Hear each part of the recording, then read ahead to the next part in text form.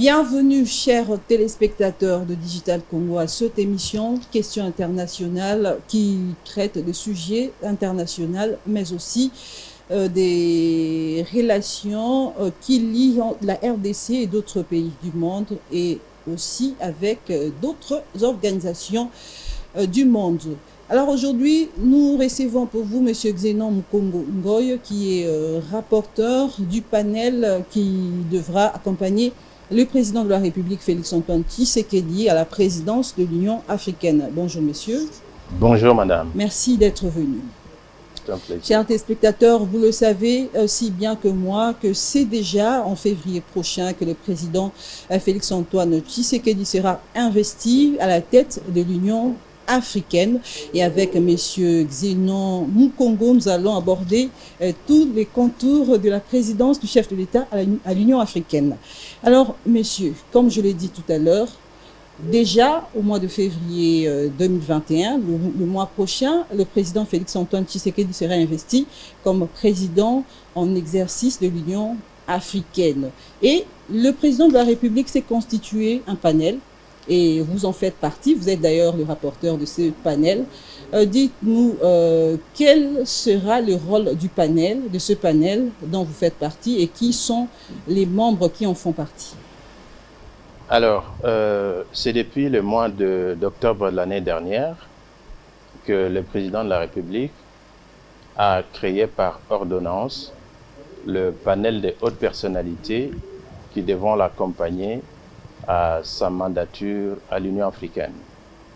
Alors ce panel a pour mission d'abord d'assister le chef de l'État dans la mise en œuvre de son plan d'action lors de sa mandature à l'Union africaine.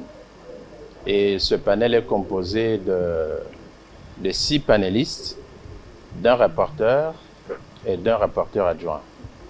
Alors les 6 panélistes sont des personnalités très bien connues. Ils ont été recrutés de manière un peu variée. Vous avez des historiens, vous avez des diplomates, des politiciens. Le panel a donc 6 panélistes. Le premier, c'est le professeur Toumba Luaba, qui est très connu pour avoir, n'est-ce pas, été le tout premier Africain, plutôt le tout premier Congolais, avoir dirigé comme secrétaire exécutif de la CIRGL, la CIRGL. Le professeur Toumbaloab est très connu, vous le savez, c'est un politicien, c'est un fin diplomate également, il n'est pas vraiment à présenter. Alors, en dehors du professeur Toumbaloaba, vous avez le grand historien, le professeur Ndayuel Nziem, qui est un des membres de ce panel. Le professeur Ndayuel Nziem également n'est pas une personnalité à présenter au Congo. Il est connu pour ses écrits. C'est un professeur d'université. C'est également quelqu'un qui a été pratiquement à la une lors de l'organisation du sommet de la francophonie ici à Kinshasa. Vous avez le professeur Mokoko Samba, qui est un politicien congolais, très connu pour avoir été ministre du budget. Oui, disons vice-premier ministre et ministre du budget à l'époque du gouvernement Matata Pognon. Vous avez madame Lusenge Julienne. Il y a des gens qui l'appellent notre Mukwege conjugué au féminin, parce qu'en fait c'est une femme qui lutte contre les violences faites à la femme, les violences sexuelles et toute forme de violence faites à la femme à l'est du pays. Elle a eu une grande organisation pour cela. Alors, il y a aussi nous, les rapporteurs. Moi, je suis le rapporteur. Monsieur Lucien Lundula est rapporteur adjoint. Je crois qu'il y a le professeur Ndolam Ngokwe que je n'ai pas cité. Lui, il est, en fait, c'est un professeur d'université aussi, mais sa particularité, c'est qu'il est dans le monde international. Il a été une fois secrétaire général adjoint, disons, le représentant du secrétaire général des Nations Unies en Côte d'Ivoire. Donc voilà, ça ce sont les membres qui composent le panel. Mais pour les missions, parce que vous avez demandé quelle était les missions de ce panel, j'ai dit que c'était d'accompagner le chef de l'État dans sa responsabilité de président de l'Union africaine pour l'année 2021, mais c'est plus principalement aussi pour rédiger les différentes interventions du chef de l'État dans les différents forums auxquels il participera en tant que président de l'Union africaine, de constituer les dossiers aussi, et pourquoi pas de l'accompagner en tant qu'un groupe d'experts et un groupe de réflexion et de travail. Donc je vois que le chef de l'État s'est fait entourer des personnalités assez importantes et compétentes qui vont vraiment l'aider à bien assumer sa tâche. Alors, est-ce que le panel a déjà commencé son travail ou bien vous attendez le dernier réglage? On n'attend pas le dernier moment. Le panel a été nommé, comme nous l'avions dit, en octobre, le 30 octobre. Déjà le 1er novembre 2020, nous avions commencé le travail. Nous sommes à pied d'œuvre et nous avons déjà accompli beaucoup de nos responsabilités. Nous avons déjà mis sur pied ce qu'on appelle la vision stratégique du chef de l'État. Nous avons mis sur pied le plan d'action, le cadre logique du plan d'action du chef de l'État. Nous avons mis sur pied les lignes budgétaires de la présidence congolaise de l'Union africaine. Il y a beaucoup de documents et ainsi qu'une sorte de feuille de route qui retrace les différentes activités auxquelles le chef de l'État et le gouvernement congolais vont se livrer tout au long de la mandature du président à la tête de l'Union africaine. Et à votre niveau, en tant que personnalité qui vont accompagner le chef de l'État, vous avez fait des propositions au président de la République? Justement, les propositions ont été faites, c'est pourquoi je vous parle du cadre logique du plan d'action. Je vous ai parlé également de la vision stratégique. En fait, cette vision stratégique, c'est ce qui va constituer la manière dont le chef de l'État va aborder sa présidence au niveau de l'Union africaine. Il a donné des directives que nous avons traduites en vision stratégique. En fait, la vision du chef de l'État est une vision qui lui est personnelle, qui est différente par exemple de ses prédécesseurs, comme le président Ramaphosa ou comme le président Al-Sisi de l'Égypte. Donc chaque président a sa vision en lui. Et le chef de l'État a sa vision également. Et vous avez déjà une idée sur le travail qui attend le chef de l'État? Quels sont, par exemple, les défis? Alors, les défis sont énormes. Les défis sont énormes. Si je prends un exemple tout à fait banal, nous sommes à l'époque de la pandémie de la Covid-19. C'est déjà un défi de taille. Le chef de l'État ne sera pas seulement président de la République démocratique du Congo, il sera président de l'Union africaine. C'est-à-dire qu'il va présider aux destinées de tout un continent pendant cette période très difficile. Et ça constitue un défi parce qu'il lui revient alors, en tant que président de l'Union africaine, de trouver des voies et moyens pour permettre, pas seulement aux Congolais, mais à tous les Africains, on doit s'assurer que tout le monde devra être vacciné. Et déjà, en ce qui concerne les différentes mesures qui doivent être prises à différents niveaux, le chef de l'État va jouer un rôle très capital.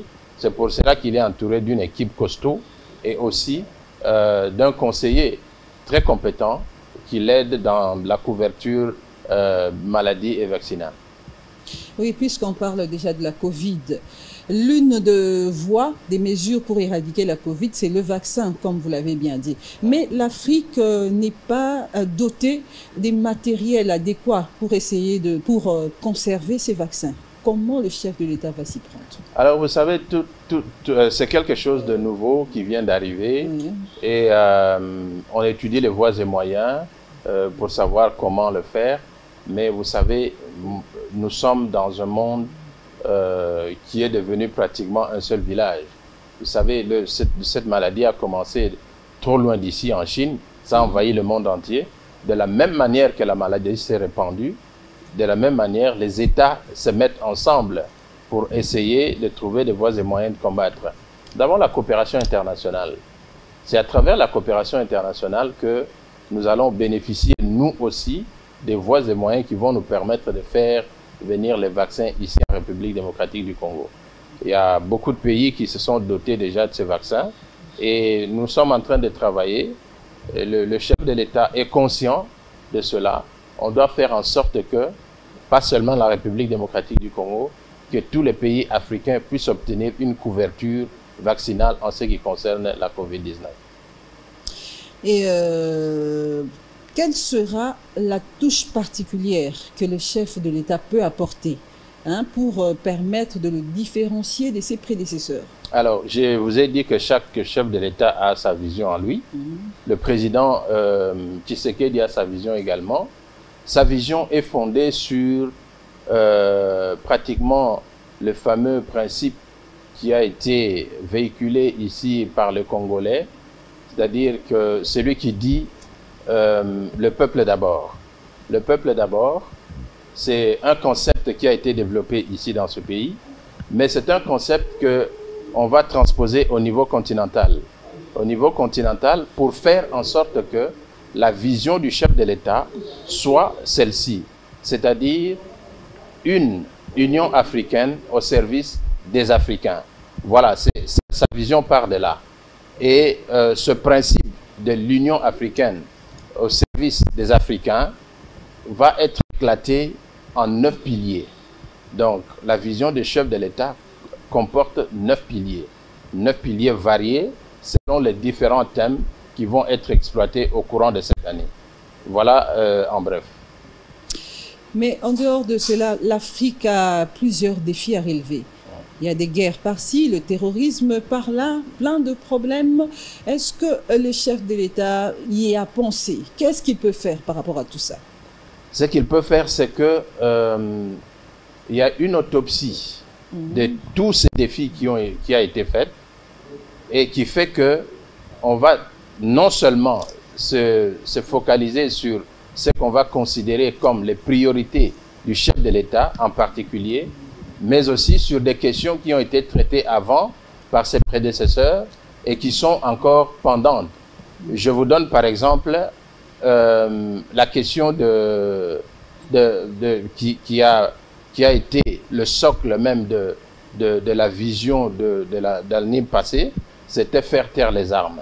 Alors, faire taire les armes, c'était le thème principal qui a été développé au niveau de l'Union africaine l'année dernière. Alors, cette année, le thème est différent. C'est art, culture et patrimoine. Alors, par rapport à cela, nous n'allons pas nous focaliser seulement sur le thème de cette année, mais nous allons aussi nous appesantir sur d'autres questions. Par exemple, cette campagne Faire taire les armes qui avait commencé avec le président sud-africain Ramaphosa, mais qui n'est pas terminée, parce que les armes ne se sont pas tuées en Afrique. Ça veut dire que le président Tshisekedi va prendre la relève, dès qu'il arrive, de poursuivre cette campagne de faire taire les armes. Les différents conflits auxquels vous avez fait allusion ont fait l'objet d'une analyse approfondie et il va y répondre d'une manière adéquate. Est-ce que le chef de l'État a pensé qu'il peut un jour assurer la médiation de plusieurs pays? Parce qu'ici, déjà, en interne, il y a des conflits entre les politiques qui restent en suspens comme ça.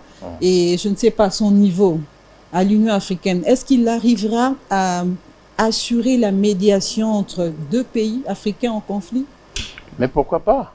Si ses pairs, d'abord je vous dis que dès son accession à la magistrature suprême, il a commencé par travailler pour améliorer les relations avec les pays voisins, avec les pays de l'Afrique centrale, avec tous nos voisins, tous nos 9 voisins. De cela qu'est venue la confiance. Parce que n'oubliez pas que le pays qui accède à la présidence de l'Union africaine ne le fait pas seul. C'est une activité qui est menée déjà au niveau des sous-régions. Au niveau de la sous-région de l'Afrique centrale, il a fallu l'approbation de tous ses pairs de l'Afrique centrale pour qu'il assume ses responsabilités. Et si ses pairs lui ont fait confiance, c'est parce qu'ils savent de quoi il est capable. Et il l'a démontré déjà au niveau interne, plutôt au niveau de la sous-région, avec la médiation qu'il a assurée entre certains chefs d'État de la sous-région. Et c'est cette confiance-là qui s'est traduite au niveau régional. nous pensons qu'il sera à mesure. Je reviens sur la question de l'insécurité. Il y a le terrorisme par-ci par-là. Vous assistez à des attaques djihadistes, nous le suivons plutôt aux informations des attaques djihadistes par-ci par-là. Et d'ailleurs, ici en RDC, il y a des attaques à tout moment. Au niveau interne, la situation d'insécurité persiste. Qu'est-ce que l'Afrique peut attendre du chef de l'État par rapport au terrorisme? Justement, par rapport au terrorisme, vous savez que aucun pays ne peut vaincre le terrorisme seul. Même la grande puissance comme les États-Unis recourt toujours à la coopération internationale pour combattre le terrorisme. Le chef de l'État n'est pas un magicien, ce n'est pas seul qui va le faire. Il va le faire avec la collaboration de ses pairs. Au niveau interne, il va le faire avec la conjugaison des efforts de tout le monde. Il n'est pas seul. Il est accompagné. Voilà. Autre chose, il y a aussi la zone économique de libre-échange. Qu'est-ce qu'on peut attendre du chef de l'État? Qu'est-ce qu'il peut faire pour amener tous les pays qui font partie de cette zone à respecter leur rôle? Alors, pour amener tous les pays qui font partie de cette zone à respecter leur rôle, là, vous êtes allé un peu vite en besogne. D'abord, on doit s'assurer qu'il y ait une ratification universelle du protocole de la ZLECAf, de la zone de libre-échange continentale africaine. Après cela, il y a un certain nombre de démarches qu'il faut faire. Il y a des négociations qu'il faut mener pour que la première phase de la ZLECAf, qui a été lancée le 1er janvier de cette année, pour que cette première phase devienne effective. C'est-à-dire que nous devons arriver à un niveau où les échanges commerciaux débutent au niveau interne, au niveau de l'Afrique. C'est un vecteur de l'intégration au niveau de l'Afrique qui va permettre la levée des barrières pour que le commerce puisse se faire en toute liberté avec une circulation de biens et de personnes à l'intérieur de l'Afrique, ce qui ne s'est pas fait auparavant. Et nous pensons que cela se fera avec l'aide de tous les pays africains, étant donné que nous parlons toujours de cette coopération et de la collaboration qui existe entre les différents pays. Donc le chef de l'État est bien parti pour amorcer les négociations qui vont permettre de rendre concret cette zone économique africaine. Alors aujourd'hui, on peut le dire, l'image des Congolais est un peu salie. On considère les Congolais un peu partout dans le monde comme étant des corrupteurs, des voleurs. Est-ce que la présidence de l'Union africaine, qui sera assumée par le chef de l'État, peut permettre de changer l'image des Congolais à travers le monde?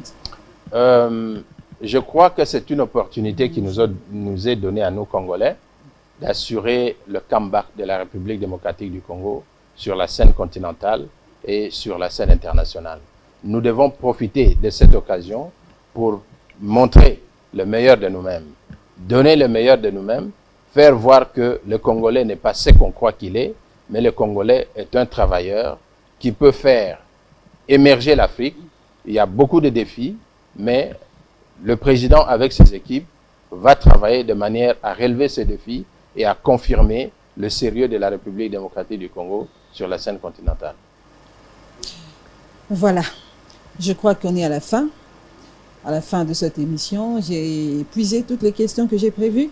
Merci beaucoup d'être venu. C'est moi qui vous remercie. Oui, merci aussi à vous, chers téléspectateurs. Je rappelle que nous recevions sur ce plateau Monsieur Xénon Ngoy, qui est rapporteur, Monsieur Xénon Mkongo Ngoy, qui est rapporteur du panel qui va accompagner le chef de l'État à la présidence de l'Union africaine. Une fois de plus, merci de nous avoir suivis. Au revoir.